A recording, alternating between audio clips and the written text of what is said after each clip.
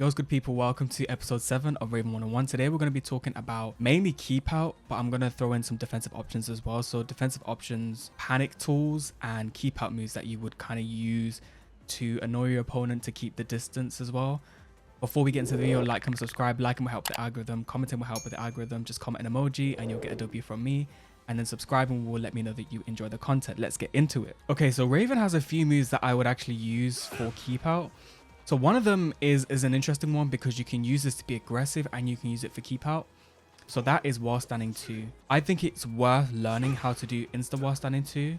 So like crouch dash while standing 2, which is, I have guides how to do this on all peripherals. So the kind of video title is Raven on pad. So if you wanted to kind of learn it on hitbox, you would search for Raven on hitbox and then my video would come up, or just look on my channel and you'll find them. So I have this video for pad, hitbox and arcade stick. So pretty much covers all peripherals, and you really do need to learn how to instant while standing with Raven, do moves that are crouch dash, while standing moves that are crouch dash.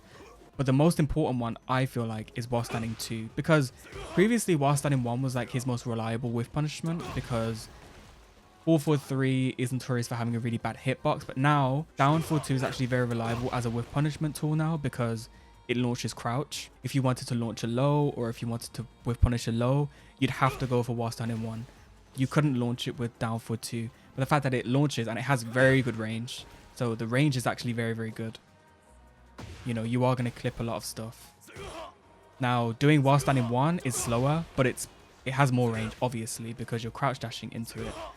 But down 4-2 is just a quicker whiff punishment. Regardless of whether you can instant while standing 1, there's still frames where you have to duck, you have to crouch dash, you have to cancel the crouch dash. So there's, yeah, down 4-2 is still a quicker move to whiff punish with. But anyway, let's talk about the first keep out move that I would use, while standing 2. So get comfortable with while standing 2.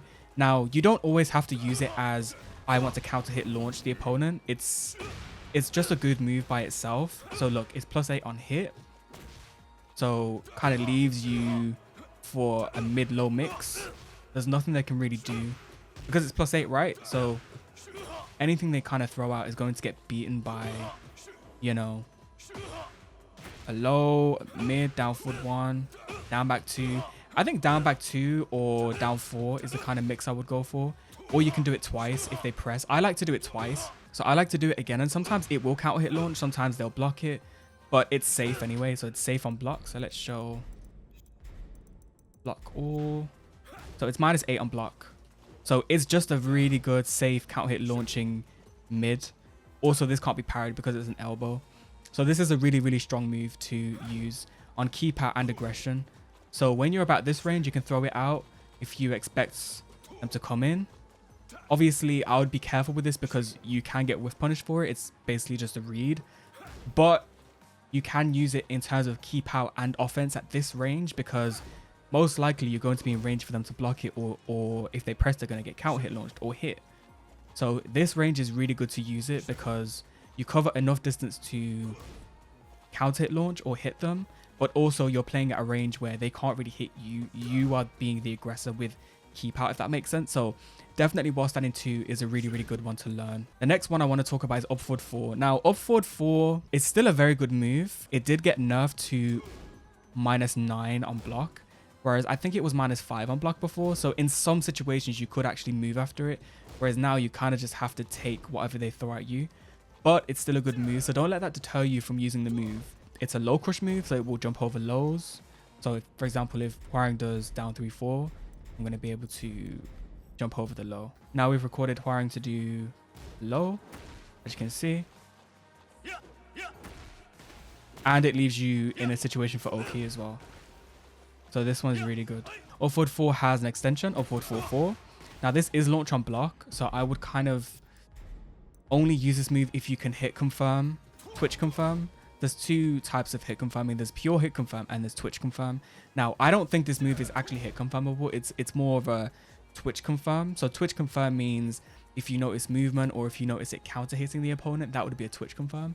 Whereas a hit confirm is purely, oh, it's on hit, I'm going to press the button now. So there's a lot of moves that aren't actually raw hit confirmable, they're more twitch confirmable, and that I feel like is one of these moves. If you can hit confirm it, perfect, but I feel like this move is more of a Twitch confirm move. You know, if you notice them ducking or if you notice them trying to step, then you would let that rip. You can also cancel the second hit with back, so up forward 4-4 back into back turn. So he is obviously unsafe if he does this transition, but it's more of a kind of mental stack thing because a lot of people will look out for this string and you can go into back turn and enforce mix-ups. So that's up forward 4.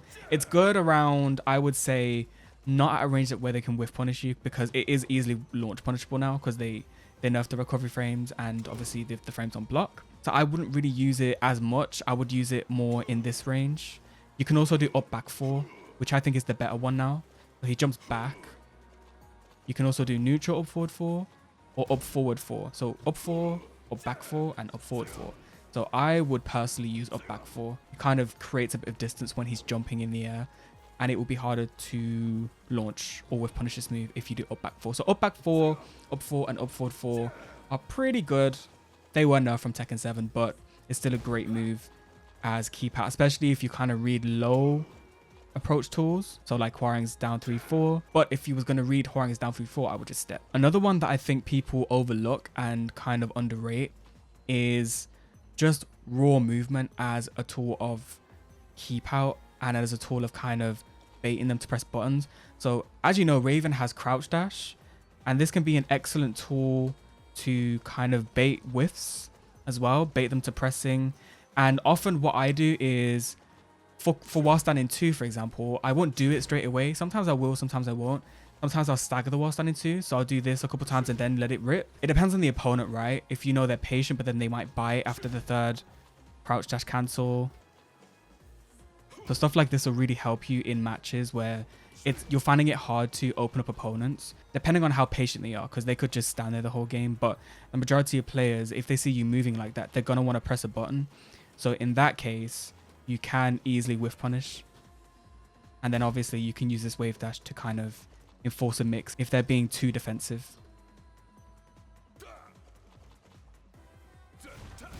So that's like kind of the stuff you would do with this. I mean, there's a lot of stuff you can do with it. You can go into back turn. You can cancel it immediately from crouch. See how he's like jolting forward? That's a slide input. Then you can just press back. So you can cancel it. And that's what I mean. You can use this to bait whiffs. And you can also kind of stagger low pressure as well. So a lot of people would duck after the second crouch dash. So they would duck now. So what you can do is stagger it, do down 4, or stagger it, go for the sweep, or obviously you can just do the wave dash. But I typically like to stagger it because they see me stand up like, oh, he's going to do something else, and then another low comes. That is really high level as well. Or this one. This one is good. So there's 2 types. There's while standing 3+4 back, and there's just back 3+4. So notice how back 3+4 is a quicker transition. So a lot of high level Raven players will kind of mix up the transitions because they look different. They look slightly different. Even though he's going into back turn, they look slightly different. So you can do, that was while standing 3+4 back, and then you can cancel the crouch dash with back, and then do, you know, a mix. Movement and empty crouch dash is another tool to use as keep out, and it can be really, really effective, especially if you're blending it with sidestepping, if you're blending it with immediate timing attacks. So while standing 2, just other stuff. Even QCF 1+2 is a good one to catch duckers as well, even though it's slow. A lot of people like to hard duck Raven when he's crouch dashing. So yeah, blending all of those tools that I mentioned will really, really help you in terms of keep out, annoying your opponent, because it's like sometimes opening up your opponent doesn't mean attacking them. It means baiting them to break their defense, if that makes sense. So again, empty movement is really, really, really good, especially with the cancels. And then while standing 3+4 back. And then the wave dash. Second wave dash. So yeah, blending all those tools together will be really, really helpful. Another good keep out tool is QCF4. It will evade high attacks. Sometimes it can evade lows as well because they made the move airborne. If you look at the status on the bottom left, you can see the move switch to airborne. So they did give this move an airborne property. I think in season 4, because this didn't always have an airborne property. So they actually gave it an airborne property, which makes sense because kind of off the ground, right? So yeah, they gave it an airborne property. It still retains the high crush or the high evading property as well. And yeah, it's a launcher. This also hits grounded. So if I knock Hwoarang down, I mean, it's not really that useful because it's like Raven goes too far to even get a conversion, but it can be used as, you know, a ground hitting tool if you want it to be. I personally don't use this move to ground hit. I use back 3 or down 4 or up forward 3. Those are kind of his main ground hitting tools. You can also do down back 4. But yeah, QCF4 also does hit grounded, just to kind of make you aware of that. I'm going to demonstrate the high evasion property as well. So I've recorded Hwoarang to do jabs. As you can see, it will high crush.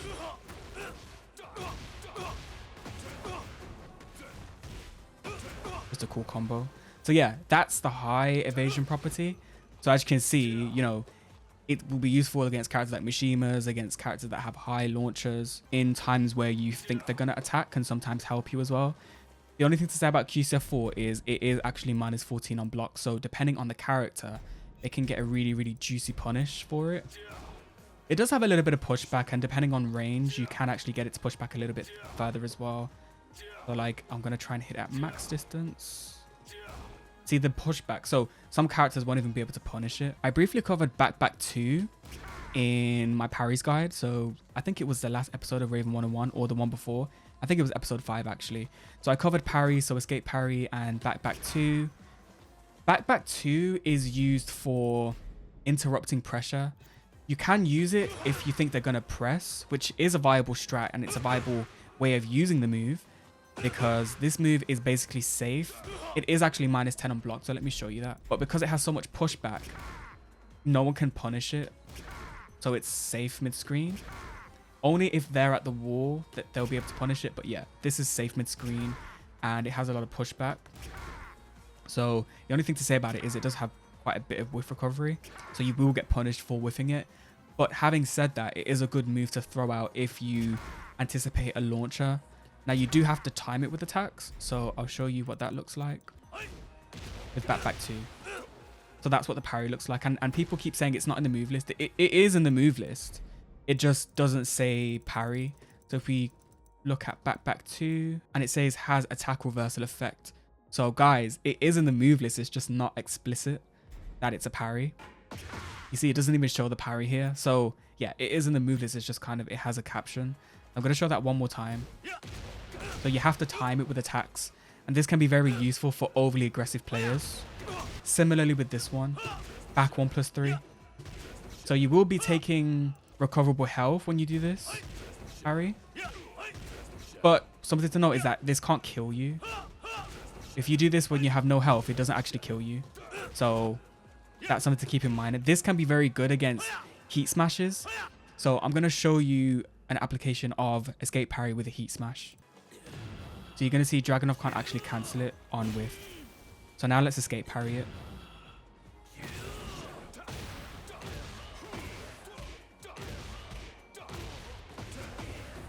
So as you can see, Dragunov can't do anything about that. Now, there are other heat smashes that you can do this to get a punish. You might not be able to launch, but sometimes you can just get while standing 4. And it's better than taking the plus frames on block, right? So yeah, escape parry is another one that's really, really strong. And the fact that he can parry heat smashes is massive in this game. We've touched upon parries on keep out. We've touched upon mids, evasive tools on keep out. What about lows? His best low for keep out is full crouch down forward 3. That is his best keep. Like, look at the range. That's his best keep out low. So this move is interesting because you can space it to where most characters can't launch it. Depends what punish they do. But as you can see there, the punish is completely whiff. Now you can also do something really interesting and really big brain. But I personally don't do this either. But yeah, you can actually sidestep out of back turn. So Dragunov's while standing 1-3 is weak to sidestep right. So you can actually space it and then just completely make the punish with a sidestep. Now, that is extremely big brain, and I don't do that because it's risky to do it. And I don't know what punish they're going to use. So I would just hold down back if I spaced it correctly. So like if I space it from here and hold down back, it's just going to either whiff or I'm going to get punished for it. But as I said, you can do some really, really crazy stuff. Like, look at that for a punish. insane. Full crouch low is really good. I think this is Raven's best low because you can use it as an offensive tool. It also has a counter hit property, so it will knock down on counter hit. And then this will give Oki as well, depending on how they get up. But yeah, this move is just excellent for pressure, for keep out. You can even, because the thing is it low profiles as well. So this will actually evade a lot of mids, a lot of big mid attacks. It will evade. So this move is really, really good. I think it's his best low. Followed by probably down 4 and then hell sweep, I would say, are his best lows. So those were Raven's best keep out tools and defensive options. So we covered parries, we covered mid attacks to use. If you have any, you know, keep out moves that you guys use, I know you can use this, but personally I don't recommend to use this move anymore because first of all, the recovery frames actually got buffed, but the invincibility frames were nerfed. So usually this would be invincible, right? But they nerfed the invincibility frames of this kind of teleport phase through. So I just don't recommend to use this move anymore, honestly. I just think it's, especially because you can actually punish parry with a throw. So if I threw a parry, if Dragunov threw me in this situation, I would not be able to break the throw. So I just don't recommend to use this move as much as in Tekken 7. I mean, I didn't really use it in Tekken 7 all that much anyway, but I recommend to use it a lot less now just because it's just been nerfed across the board. It's still a good launcher to cover range for whiff punishment and stuff, but as a random keep out tool, as a random keep out launcher, I just think there's better options like while standing 2, you know, even while standing 1 is probably a better option, to be honest. So again, Raven's moves are better spaced for keep out because it can actually evade certain punishes.